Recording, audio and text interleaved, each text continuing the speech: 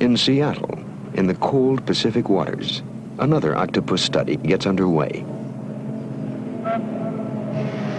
Calypso divers Raymond Cole and Louis Preslin are escorted to octopus lairs by their American guides, divers Joanne Duffy and Gary Keffler.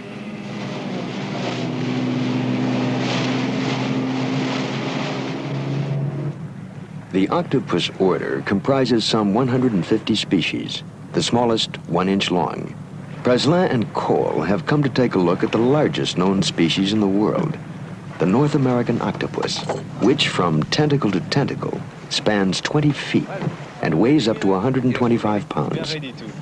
Tell me, Joanne, what is the best way for catching the octopus? You've got to find a rocky area where you can look up inside the cracks and crevices of the rock and find them. And they hide in very small places in the rocks. Joanne, a diving instructor with a master's degree in fish biology, qualifies with the Calypso team. Okay.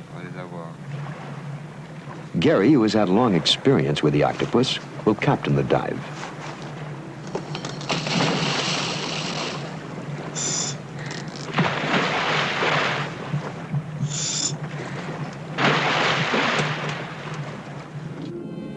The scenery, paved with large white anemones, is alien to Preslin and Cole.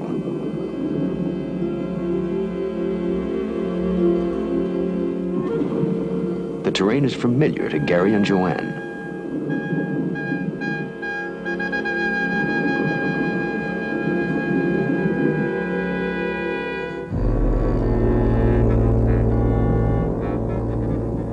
A giant octopus on the prowl.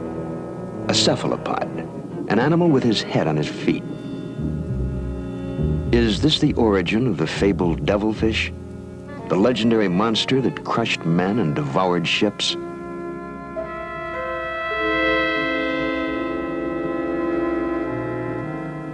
The men of Calypso will soon discover exactly how strong he is, precisely how dangerous. For here, he is no legend, he is real.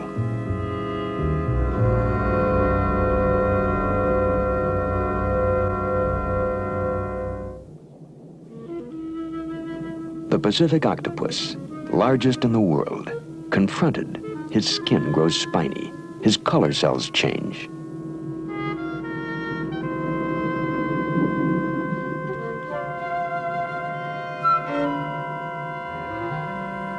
Joanne must grasp the octopus before he reaches his rocky lair.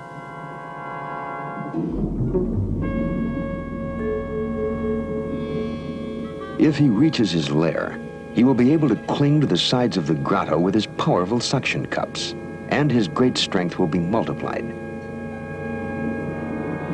In the words of Victor Hugo, no fate could be more horrible than to be entwined in those 8 clammy arms, to feel those 800 discs with their cold adhesive touch, like so many mouths devouring you at the same time.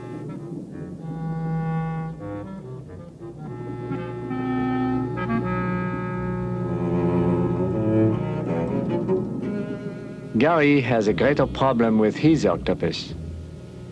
Securely anchored to rocks, it exerts the stronger force. Gary's mask is pulled away and he must clear it of water. The other octopus has underestimated the powers of a woman. For the moment, at least, Joanne has hers under control. Gary is engulfed.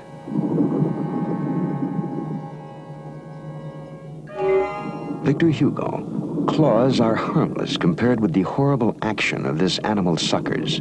The talons of a wild beast enter into your flesh, but with the octopus, it is you who enters into the creature.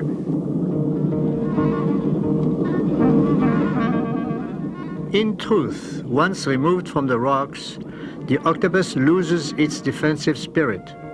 It opens like a flower. Even a monster can be carried as easily as a bridal bouquet. Our divers now observe his horny parrot's beak, used to tear crab and lobster shells.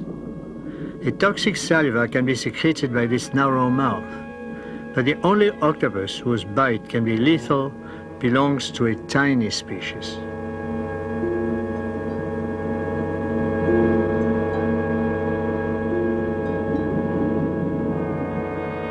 In spite of his legend, the octopus is a misunderstood creature who will avoid you if he can. Matched in mid-water against a girl of experience, even the largest octopus in the world doesn't stand a chance.